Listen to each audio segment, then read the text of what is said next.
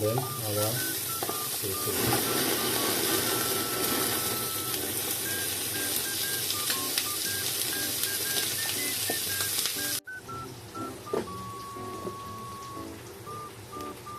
Ayan, tirahin natin yung pork natin, yung na pan grill. Nakakasawa eh. Ibay naman natin. Ayan. Ito yung pinan grill natin na liempo. So, tirahin natin ito. Ayan. So, hiniwa natin. Hindi masyado maliit. Sakto-sakto lang. Pinahalo na natin sibuyas.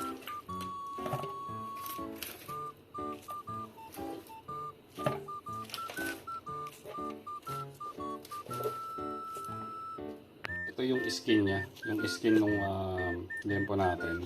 Hiniwa ko to, tapos boiled din prito lang. Ayan, durugin natin to. So ito na yung chicharon natin, yung balat. Pigayin lang natin para bawasan ng mantika konti. High blood to ah.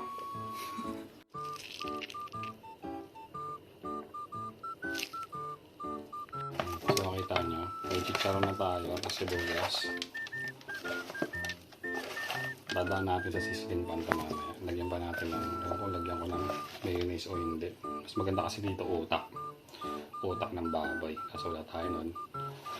So, na to siguro. So, lagyan natin ng 1 tablespoon ng mayonnaise. Utak sana kaso wala tayong utak. Ito yung ano natin, suka natin. Infuse siya sa chili, onion, bawang, luya. 5 months na yan. Suka natin infuse sa onion, ginger, garlic. Paminta lang tapos konting no seasoning, okay na to. Black pepper, lagi tayo. No seasoning na din. Konti lang, pang umami.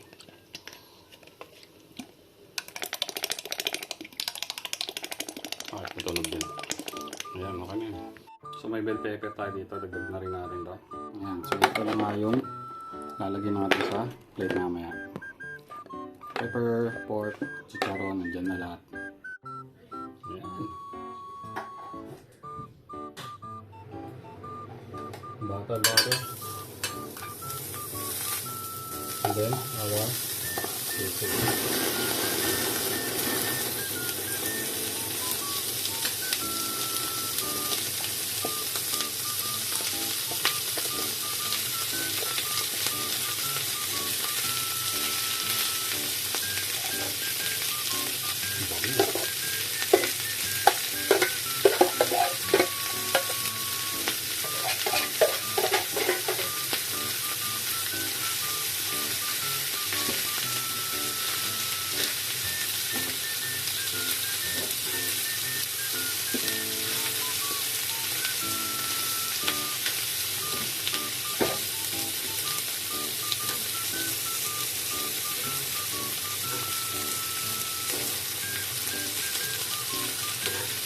Iba talaga yung bangal ng sisig na lalagay sa plate.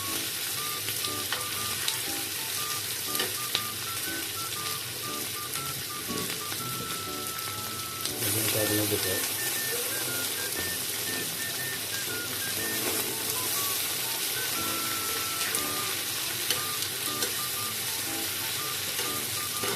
Lagyan ng sibuyas.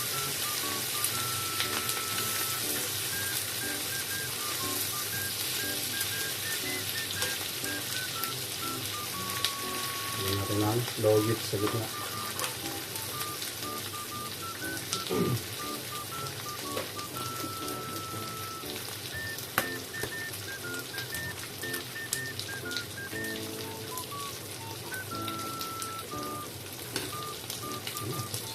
Ayan, good siya yun.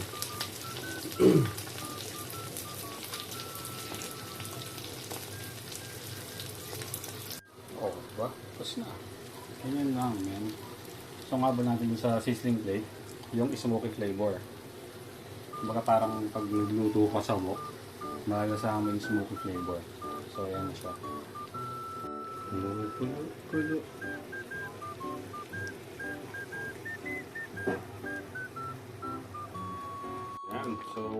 napulot natin na munggo kagabi. Hindi na ubos. Lagyan na lang natin ng zucchini. Tapos, para maiba, lagyan natin ng gata.